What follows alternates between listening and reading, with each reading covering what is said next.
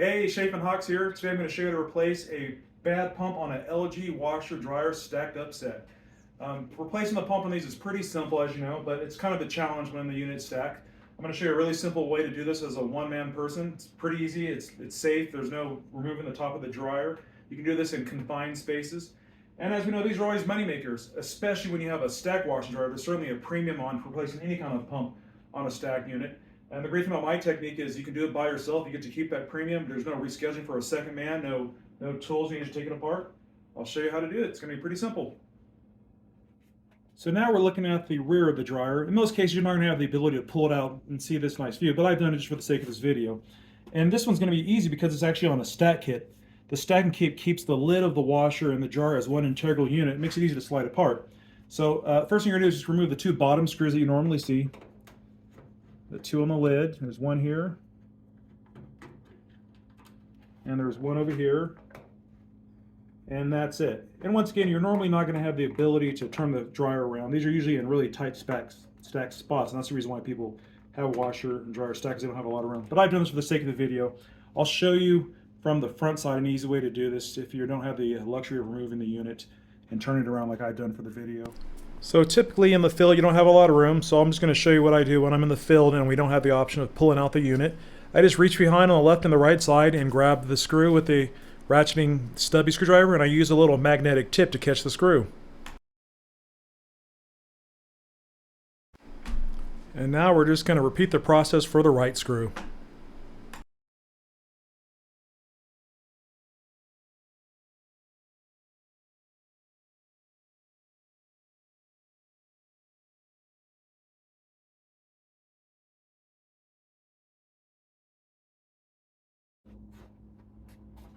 So now that we have the two rear screws moved together, we should be able to slide this unit back.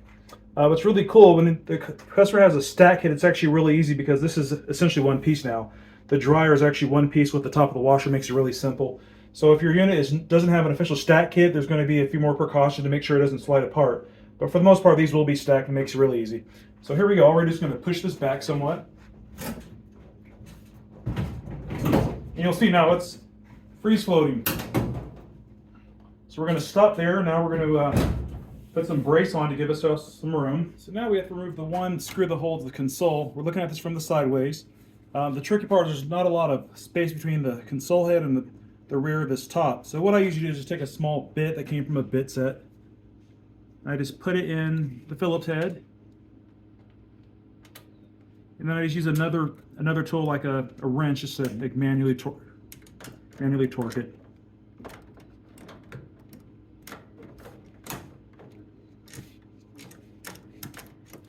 After you've got the initial torque off, you can just spin it by hand, and then this screw should just come right out. And the blue tape is just another way of doing it. You can also use zip ties. It doesn't really matter. The goal is just basically to get this up and out of your way so you don't damage it and also reveal the screws. If you were to zip ties, you could just put some zip ties up here in the grill and build a chain. And then just grab a loop somewhere on the board.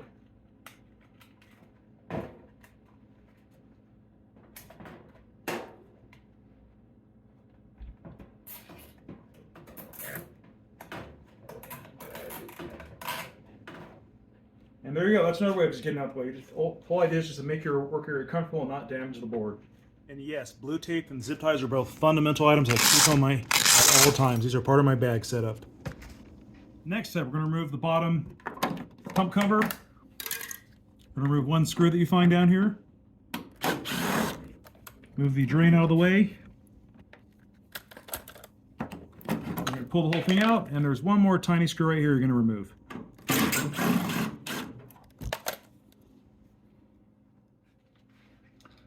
All right, moving on to the next step. Take the door boot spring off. Put it somewhere safe, like the inside of the tub. You're just going to tuck this in and out of the way. You're going to remove the door latch screws.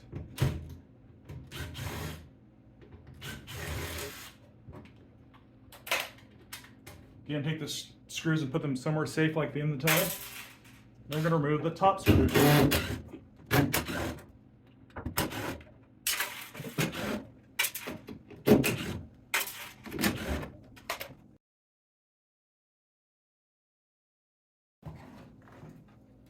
might need a screwdriver to assist with moving these tabs.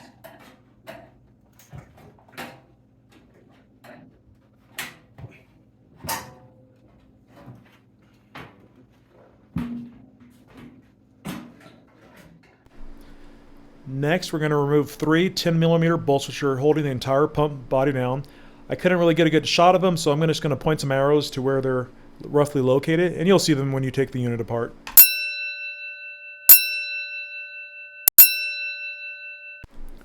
Now here are those same 3 bolts, this time from the top view. So what I use to remove those 3 hard to access 10mm bolts is simply the ratcheting Klein stubby screwdriver you saw from one of the previous video shots. And I just have a 10mm nut setter inserted inside of it. It makes it really easy to get those small 10mm bolts. So now that we've showed you positions of those 3 10mm bolts, you're going to use the little setup that I have come up with, or whatever you want, to remove all 3 of these bolts. Be careful not to lose them because they're pretty easy to drop and fall in a place you don't want them.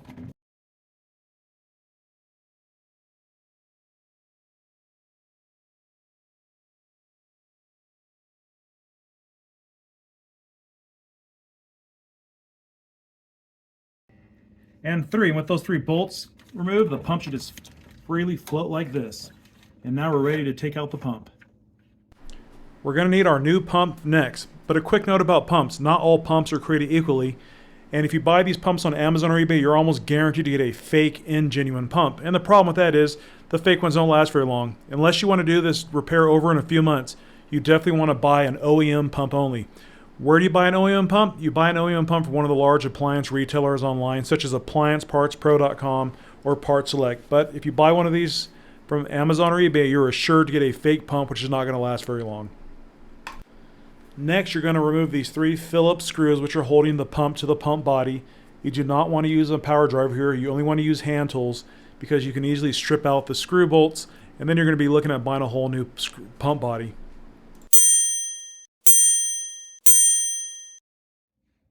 Alright, so now we have the new pump. We're just going to put it in place. Space is not the best, but if you rock it, you'll eventually get it in the slot.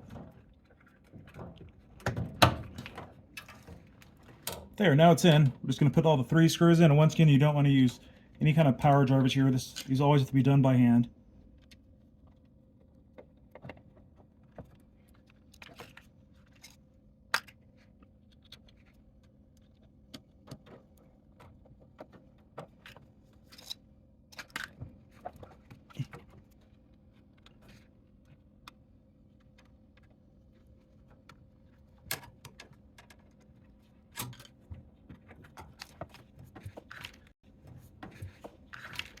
There, with the pump head on the pump body, we're now ready to go ahead and put our 10mm bolts right back in. Now we can go ahead and attach the pump power wires.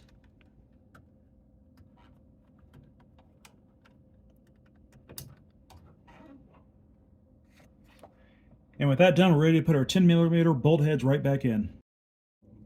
Alright, let's go start by putting all the 10mm bolts right back into the 3 slots.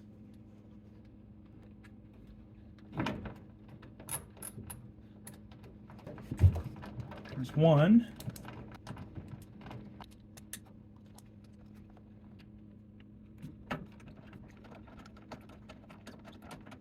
There's 2.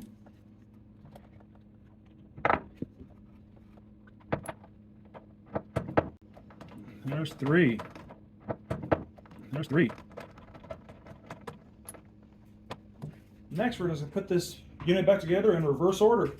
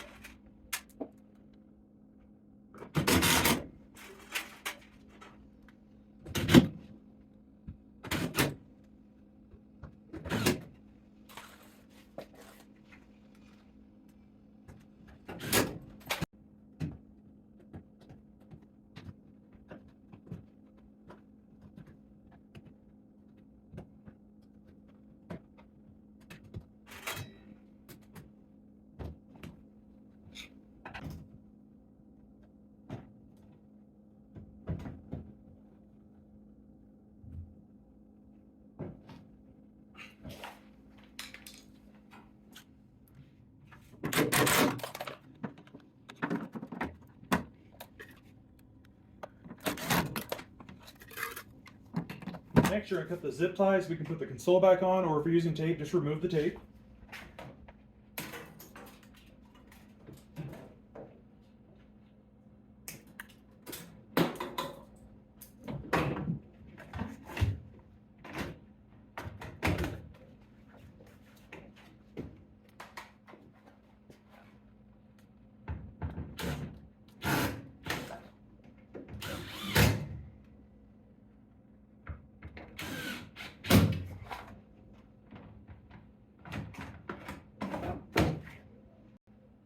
Now here goes that thumb part again. We're going to have to put that screw back in the console head.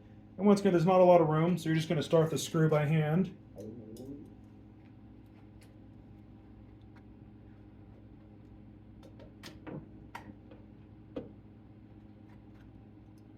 Probably see the screw right there, and then just take a small bit and just manually turn it as much as you can. And then when it's too tight to manually turn, just use a wrench or something similar like what I'm doing, just to tighten it up all the way.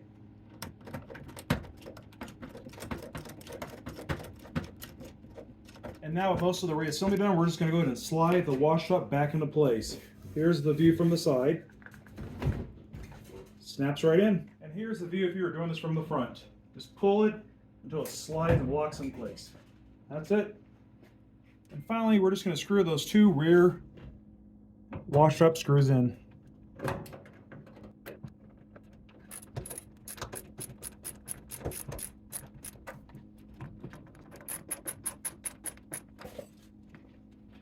And there you have it. That's how you change out the pump on a LG stack washer dryer by yourself. It's a great one-man job. Any questions, leave them in the comment.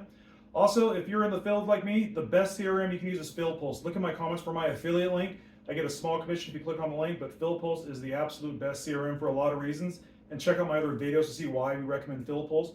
And also check out my link for my COD course. If you're not getting enough jobs, you need more calls, click out my link for the proven COD course. We'll share to get more calls. A lot of our training is free. Try it out. I think you'll like both.